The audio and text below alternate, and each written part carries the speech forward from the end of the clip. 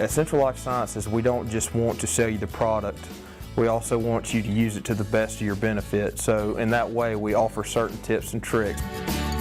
You're going to need to keep a daily record of all product applications to make sure take samples. You also want to make sure you're not under or over spraying. The reason to choose the best nozzle for the job is because we don't want a lot of moisture in there, we don't want drift.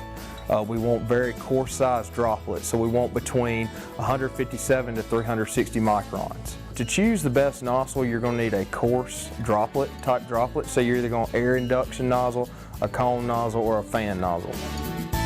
To avoid drifting, we want to keep the pressure between 20 to 25 psi. The higher you go, the more drift problems you're going to have. We do not want to have that problem.